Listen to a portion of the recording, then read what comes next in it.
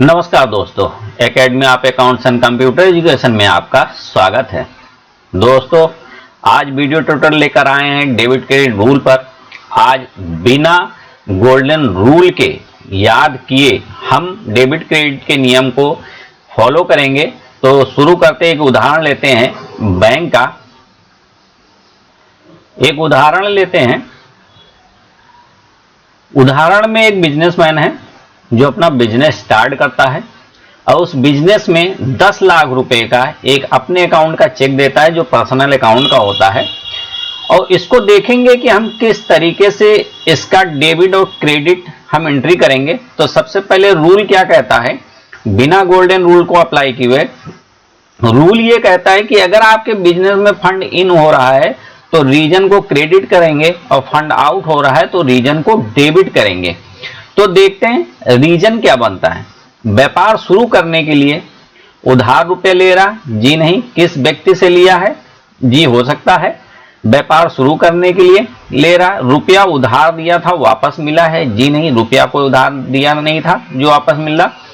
यहां पर क्या है, किस व्यक्ति से लिया है, तो हो सकता है किस व्यक्ति से लिया इसको मान सकते हैं। रुपया उधार रुपया ले रहा, जी नहीं।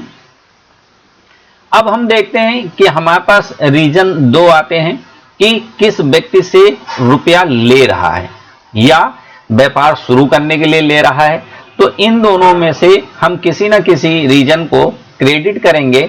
तो उसके बाद हम आगे आते हैं कि अब बैंक का हम नियम देख लेते हैं। इसमें लिखा बैंक का बैलेंस बढ़ने पर बैंक को डेबिट करते हैं और बैंक का बैलेंस घटने पर बैंक को क्रेडिट करते हैं।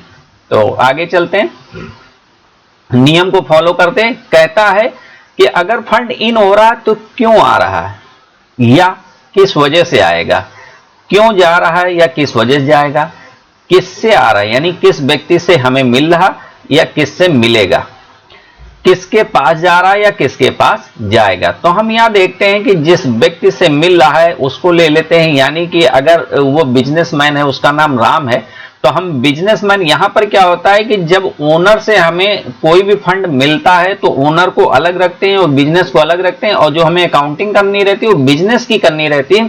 इसलिए हम बिजनेस पॉइंट व्यू से सोचेंगे कि बिजनेस में फंड इन हो रहा है कि आउट हो रहा है। तो यहां पर देखते हैं कि इस ट्रांजैक्शन में फंड इन हो रहा।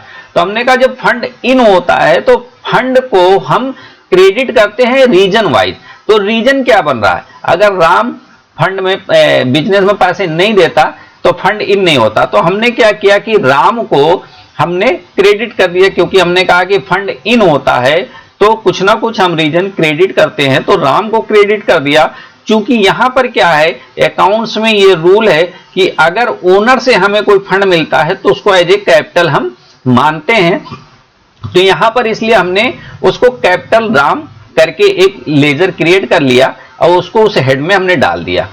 अब बैंक का नियम क्या कहता है, बैंक का नियम ये कहता है कि अगर बैंक का बैलेंस बढ़ता है तो डेबिट करते हैं और बैंक का बैलेंस घटता है तो क्रेडिट करते हैं। तो यहां पर हम देखेंगे कि बिजनेस में, बिजनेस का जो एक बैंक अकाउंट है उसका बैलेंस, हम जैसे ही राम से हमें फंड मिला तो बैंक का बैलेंस बढ़ गया तो बैंक को हमने क्या कर दिया, डेबिट। तो इस तरीके से हमारा एक पूरा कंप्लीट हुआ डेबिट और क्रेडिट की एंट्री। बैंक अकाउंट डेबिट और क्रेडिट में कैपिटल अकाउंट क्रेडिट हो गया। तो दोस्तों ये था बैंक रिसिप्ट की एक एंट्री जिसको हमने आपको बताया बिना गोल्डन रूल को याद किए हुए। गोल्डन रूल में पर्सनल, रियल और नॉमिनल अकाउंट चलता है जिसको याद करने की जरूरत नहीं है और बहुत इजी तरीके से हम डेबिट और क्रेडिट का रूल अप्लाई कर सकते हैं। तो दोस्तों आज के लिए इतना ही, फिर नए वीडियो के साथ आपके साथ होंगे, तब तक के लिए नमस्कार।